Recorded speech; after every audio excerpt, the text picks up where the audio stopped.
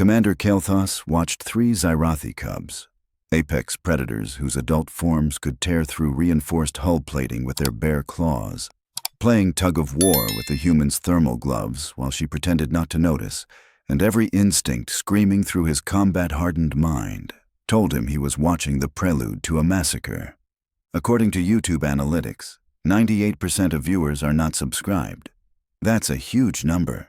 By subscribing the channel that is completely free, you'll help support the channel and never miss fresh content. Sir, should I activate emergency protocols?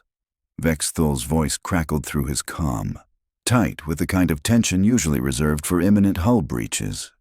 Kael'thas kept his eyes locked on the corridor below, watching through the observation deck's reinforced glass as Supply Logistics Coordinator Emma Johnson walked with deliberately slow steps while the cubs tumbled over each other in pursuit. Negative.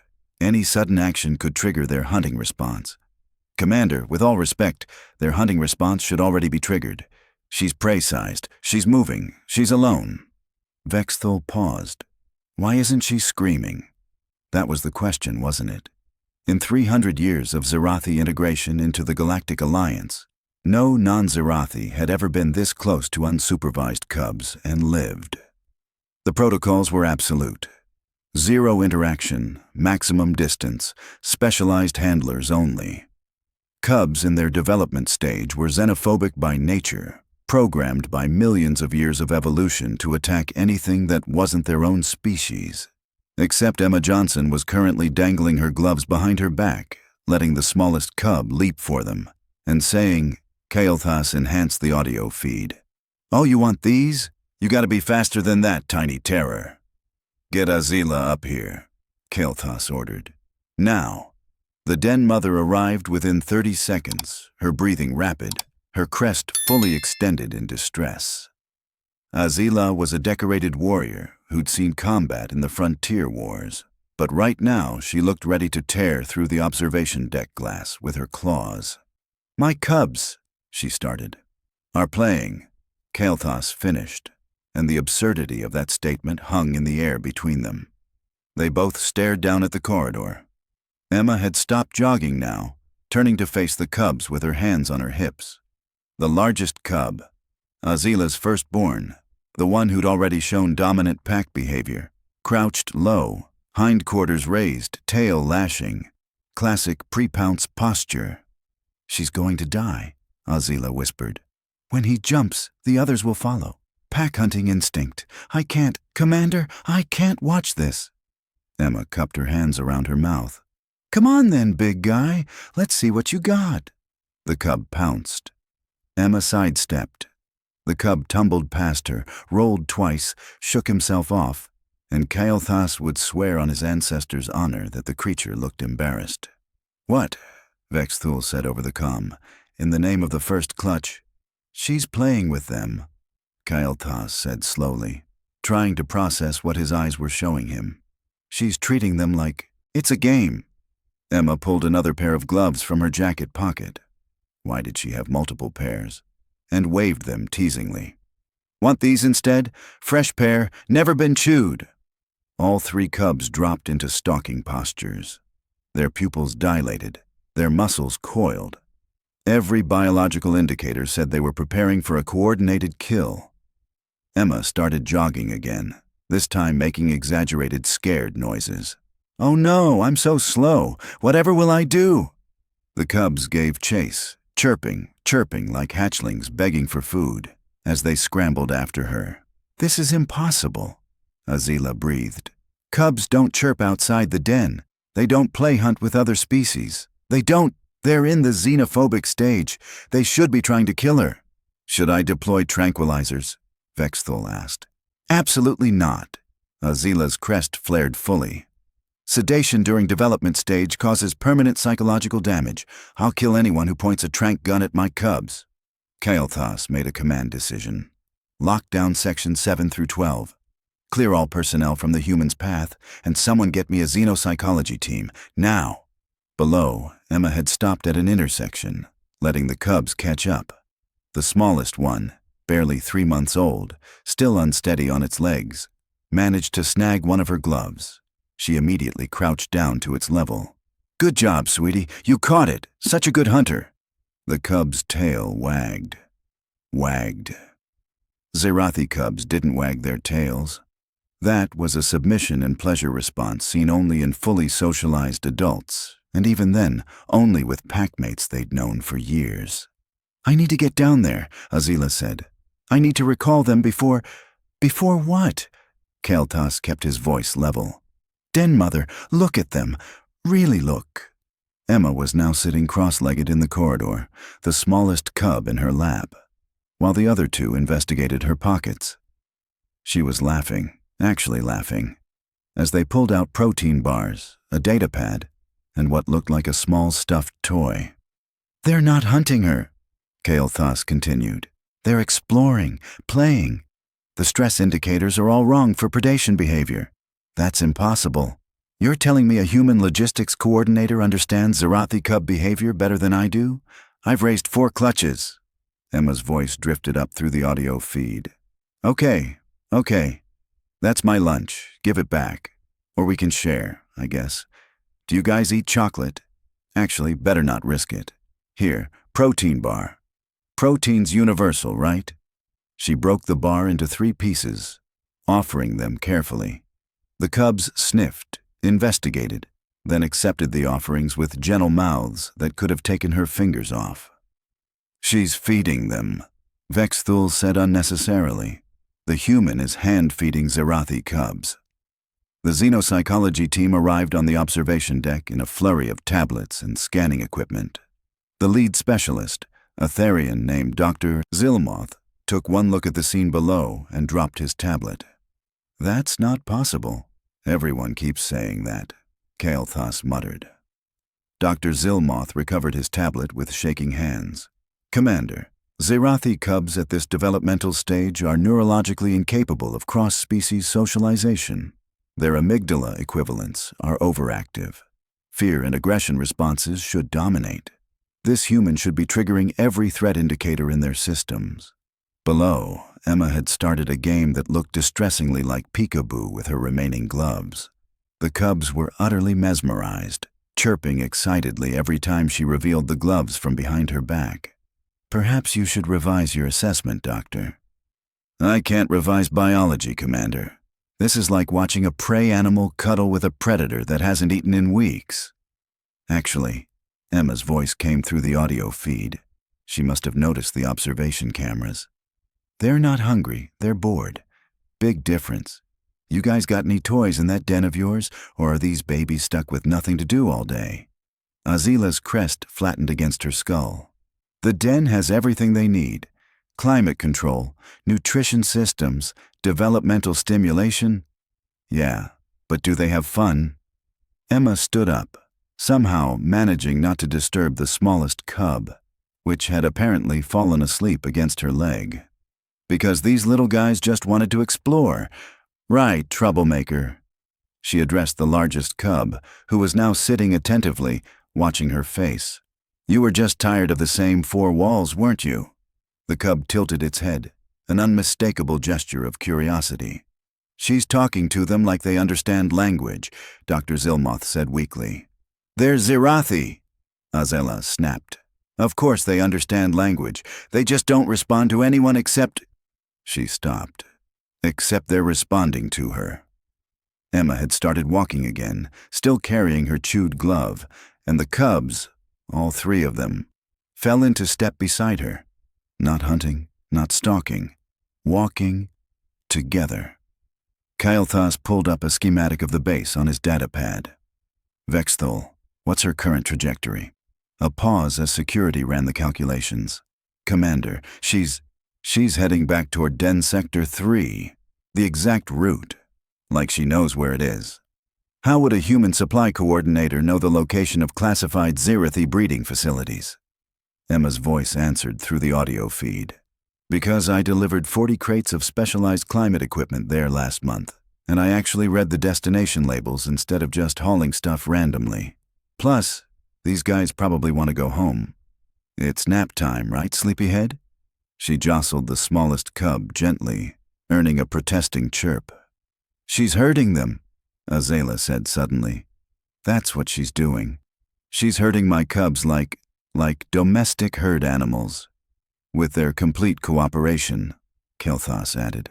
They watched in silence as Emma Johnson, supply logistics coordinator, led 3 of the galaxy's most dangerous juvenile predators through the corridors of a military installation using nothing but pocket gloves, broken protein bars, and what appeared to be infinite patience.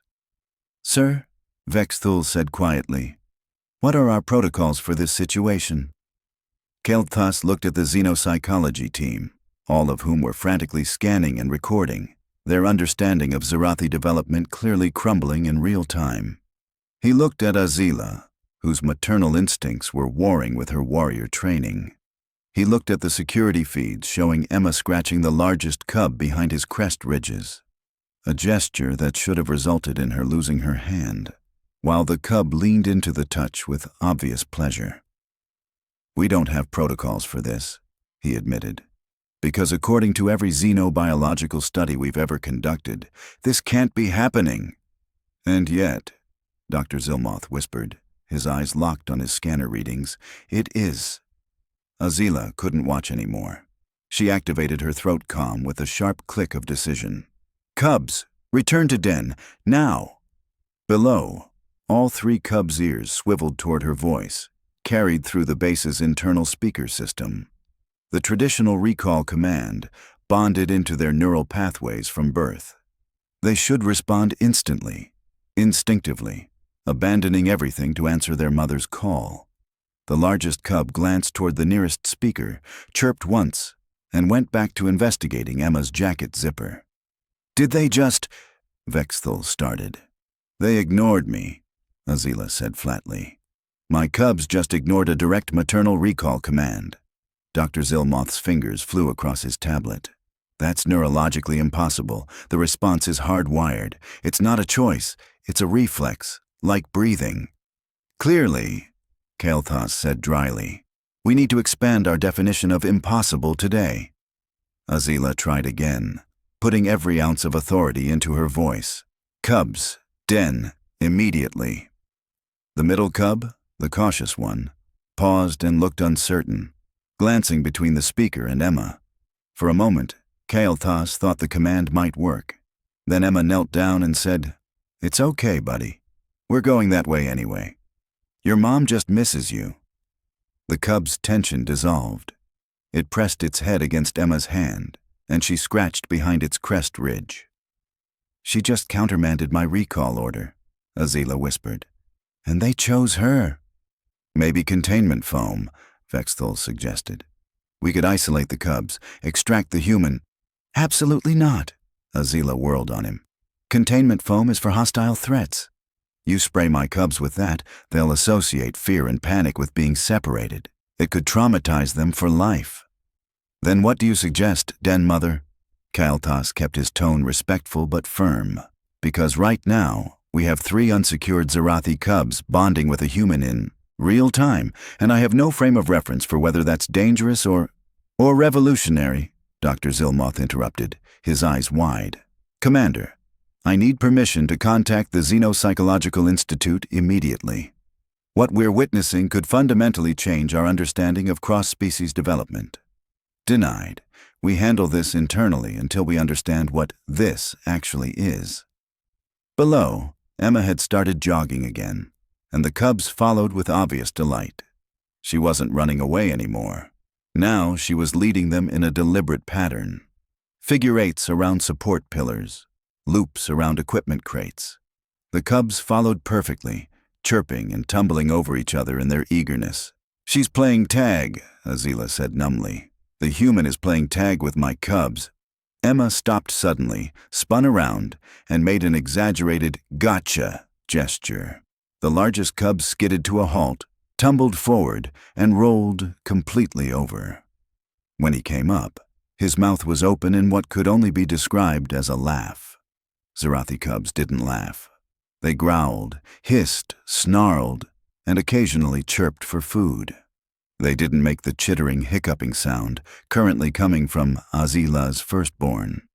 What is that sound? Vexthul asked. I don't know, Azila admitted. I've never heard it before. Dr. Zilmoth was recording frantically. It might be a play vocalization. Some species have specialized sounds for non-serious social interaction, but Zerathi development literature doesn't document anything like this. Maybe, Kael'thas said carefully, because Zerathi cubs have never had anyone to play with before. The words hung in the air like an accusation. Azila's crest flattened defensively. Our protocols exist for a reason, Commander. Cubs are dangerous, unpredictable. They need controlled environments, strict supervision, isolation from variables that could trigger aggression. They need enrichment, not just containment. Emma's voice drifted up through the audio feed. She'd stopped to let the smallest cub rest, and was now sitting on the floor of the corridor. You guys have been cooped up in that den forever, haven't you? No wonder you went exploring the first chance you got. She pulled out her data pad, thumbed through something, then laughed. Okay, this is adorable. You three set off 17 different alarms when you escaped. Command thought it was a hull breach. She looked at the largest cub. You're the one who figured out the door lock, aren't you, troublemaker? The logs show someone opened it from the inside. The cub's tail swished in what looked disturbingly like pride. Advanced problem-solving at 3 months old, Dr. Zilmoth muttered. That's ahead of projected development milestones. Or right on schedule, Kael'thas countered. If they're actually being challenged instead of just contained. Azila's claws scraped against the observation deck railing. You're questioning centuries of Zerathi. Child-rearing protocols based on 10 minutes of watching a human play with cubs. I'm questioning them based on the fact that your cubs responded to that human in ways they've never responded to trained Zerathi handlers. Because she's novel. It's temporary curiosity, nothing more. Test it, Kael'thas said. Go down there. Try to recall them in person. Azila's crest flared. You want me to approach unsupervised cubs with a human present? That could trigger territorial behavior. They might attack her to protect their she struggled for the word. Friend, Emma supplied helpfully through the audio feed. She'd apparently been listening to the command channel. Look, I can hear you guys freaking out up there, and I get it. These are your kids. This is weird. Everyone's confused, but I promise you, they're fine. Better than fine. They're having fun. She stood up, brushing off her uniform. Okay, field trip needs to keep moving. We've got about 15 more minutes before someone's mother shows up in person, and I'd rather get you guys home before she has a stress-induced crest seizure. I do not get stress-induced crest seizures, Azila growled. Your crest's been flaring for the past 10 minutes straight, ma'am. I can see it on the security feed reflection. Emma waved at a nearby camera. Hi, by the way, Emma Johnson, Supply Logistics. These are good kids you've got here.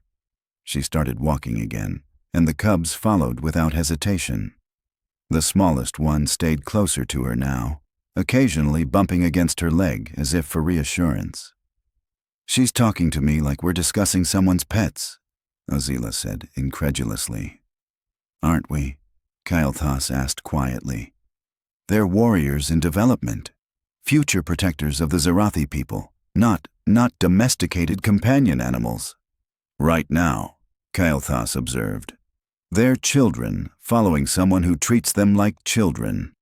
Dr. Zilmoth looked up from his tablet. Commander, I'm tracking their stress hormones through the medical scanners. Cubs typically maintain elevated cortisol levels outside the den. It's part of their threat response system. But these three, he turned the tablet to show the readings. Their stress markers are lower than baseline den levels. They're more relaxed with the human than they are in their designated safe space. That's impossible, Azila said automatically, then stopped herself. I need to stop saying that. Probably wise, Vexthul muttered. Emma had reached a junction where the corridor opened into a wider observation area. She paused, looking around, then did something that made every military professional on the observation deck freeze in horror. She sat down and started taking off her boots. What is she doing? Vexthul's voice pitched up. Why is she removing protective equipment? My socks are soaked from nervous sweating. Emma explained conversationally, pulling off one boot. You try staying calm with baby Apex. Predators using your legs as climbing posts. These guys have claws, and they don't exactly have a gentle touch. The middle cub immediately stuck its nose into the discarded boot, investigating the new smell. The largest cub used Emma's momentary distraction to climb onto her back, perching there like she was a mobile den fixture. He's using her as a vantage point, Dr. Zilmoth breathed. That's alpha behavior. He's claiming high ground to survey territory. Emma reached back and scratched under the cub's chin without looking. Yeah, king of the mountain. Just don't claw through my jacket, please. It's the only one I've got, and requisition forms take forever. The cub settled onto her shoulders, purring. Zerathi cubs don't purr, Azela said weakly. Everything purrs if you scratch the right spot, Emma replied, pulling her boot back on.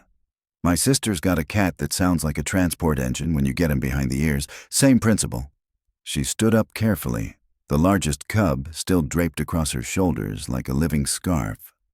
All right, team, let's get you home before your mom actually does have that crest seizure. They started moving again, and Kael'thas realized Emma had been leading them in a specific pattern the entire time, not just back to the den. She'd been taking a route that avoided high-traffic areas, maintenance zones, anything that might startle the cubs or create an incident. She's been managing the situation from the beginning, he said slowly. She knew exactly what she was doing. She's a supply coordinator, Azela protested. She pushes crates and files inventory reports. She's also human, Dr. Zilmoth said thoughtfully. And humans have a very unusual relationship with predator species on their homeworld. They've been known to domesticate them. You can't domesticate Zerathi. No, Kael'thas agreed. But apparently you can play with their cubs. Below, Emma had started singing something. A human children's song, by the sound of it. The cub's ears perked up, tracking the melody. The smallest one chirped along, off-key but enthusiastic. I need to get down there, Azela said. I need to see this for myself. Agreed, but slowly, and let me talk to her first. Kael'thas activated his personal comm to Emma's frequency. Ms. Johnson, this is Commander Kael'thas. I'm coming down to your location with Den Mother Azela. Please don't be alarmed. Sure thing, Commander. We'll wait here. These guys could use a snack break anyway. A pause. What do Zerathi cubs eat? Please don't say raw meat. I'm not equipped for raw meat. Azela closed her eyes. They eat protein paste, from bottles, which are in the den. Ooh, bottles. Yeah, that tracks. Okay, we'll wait. As Kael'thas and Azela headed for the lift, he couldn't shake the feeling that every protocol, every procedure, every assumption about cross-species development was about to be thoroughly dismantled by a human with wet socks and a talent for playing tag. The lift ride down felt like descending into an alternate reality where 300 years of xenobiological certainty meant nothing. Azela's claws kept extending and retracting, a nervous tick Kael'thas had never seen from her before. What if they don't recognize me? What if they've bonded to her and reject their own mother? That won't happen. You don't know that. Nobody knows anything anymore. The lift doors opened, and they moved carefully through the corridor. As they rounded the corner, Kael'thas saw Emma sitting cross-legged against the wall, the smallest cub asleep in her lap, while the other two wrestled nearby. She'd made a small arena out of equipment cases, and the cubs were tumbling over each other inside it, making those strange, chittering sounds. She looked up as they approached, holding a finger to her lips and pointing at the sleeping cub. Shh! Somebody crashed hard. Azela froze 3 meters away, her entire body rigid with conflicting instincts. The largest cub noticed her immediately, stopping mid-wrestle. For a heartbeat, nobody moved. Then the cub chirped, a questioning sound, and looked at Emma as if asking permission. That's your mom, silly, Emma said gently. Go say hi. The cub bounded toward Azela, who dropped to her knees and gathered him against her chest with shaking hands. The middle cub followed, pressing against her side. She made a low crooning sound, the traditional comfort call, and both cubs responded with chirps of recognition. "They remember me," Azela whispered. "Of course they do," Emma said. "You're their mom. I'm just the fun auntie who lets them get into trouble." She carefully shifted the sleeping cub in her lap. "This one's going to be upset he missed the reunion. He's got serious FOMO energy." Kael'thas crouched down beside Emma. "How did you know what to do?" Emma shrugged. "I didn't, really. They were scared and curious and bored, and those are pretty universal kid feelings. So I treated them like kids." She smiled as the smallest cub yawned, still asleep. "Plus, my sister has 3 boys under 5. After wrangling those tiny chaos agents, nothing really scares me anymore." "Cubs," Azela said carefully, "are not human children." "No," Emma agreed. "But scared babies are pretty much the same everywhere, aren't they?" Dr. Zilmoth arrived with his full Xenopsychology team, scanners whirring as they documented everything. He knelt beside Emma, studying the sleeping cub with scientific fascination bordering on religious awe. "Ms. Johnson, you understand you've just accomplished something that shouldn't be biologically possible." Emma scratched behind the cub's crest ridge. "I played with some babies. That's not exactly splitting atoms." "These aren't babies. They're Zerathi cubs in their xenophobic development stage. They should have attacked you on sight. But they didn't, because they weren't in attack mode. They were in I'm bored and want to explore mode." Emma looked at Azela.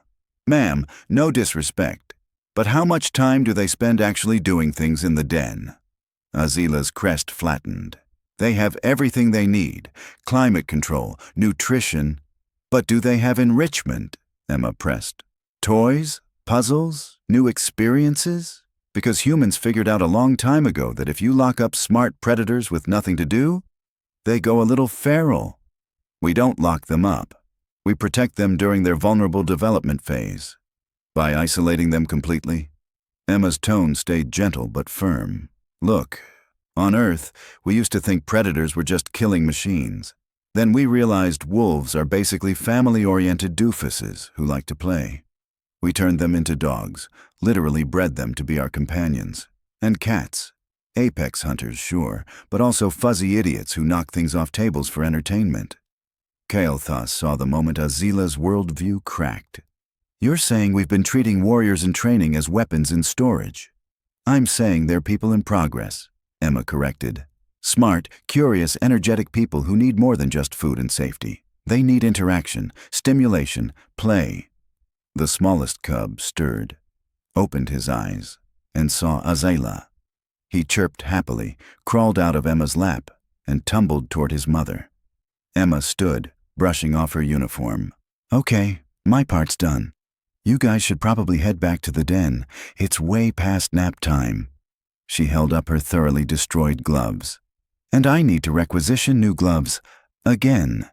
Azela gathered all 3 cubs, but her eyes stayed on Emma. Would you be willing to teach us about enrichment, about play?" Emma grinned. "Sure, but first, someone needs to explain why there are 17 security alerts with my name on them." 2 weeks later, Emma sat at her logistics desk, requisition forms stacked high, when 3 familiar chirps echoed from her doorway. "Oh no," she said without looking up. "Did you guys escape again?" Azela appeared, laughing, actually laughing. "Supervised visit. They missed you." The cubs tumbled in, the smallest one carrying Emma's chewed gloves in his mouth like a trophy. He dropped them proudly at her feet. "Thanks, buddy. Very personalized."